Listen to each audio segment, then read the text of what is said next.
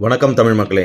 திரு விஜய் அவர்கள் நடித்த ஜனநாயகன் படத்தோட ரிலீஸ் பத்தி இன்னைக்கு சமூக வலைதளங்கள்ல பரபரப்பா செய்தி ஓடிட்டு இருக்கு. உங்க எல்லாருக்கும் ஏற்கனவே தெரிஞ்ச விஷயம்தான் ஜனநாயகன் படம் சென்சார் சிக்கல்ல மாட்டிட்டு இருக்கு அப்படிங்கிறது. ஜனநாயகன் படத்தோட ப்ரொடியூசர்ஸ் கேவிஎன் புரொடக்ஷன்ஸ் இந்த வழக்கை வித்ட்ரா பண்ணிட்டாங்க. அதன்படி இப்போ சிபிஎஃப்சி அவங்க தரப்புல சொன்ன மாதிரி ரிவைசிங் கமிட்டிக்கு தான் படத்தை அனுப்பி வைப்பாங்க.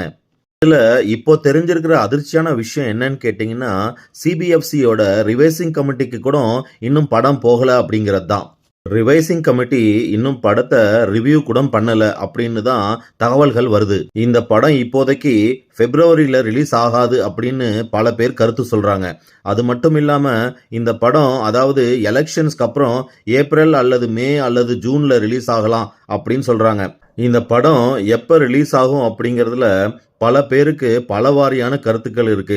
விஜய் ரசிகர்களை கேட்டா அவங்க என்ன சொல்றாங்கன்னா, இந்த படம் விஜயோட பர்த்டே போது ரிலீஸ் ஆகும் அப்படின்னு சொல்றாங்க. அதாவது 22 ஜூன் அப்போ ரிலீஸ் ஆகலாம் அப்படின்னு சொல்றாங்க.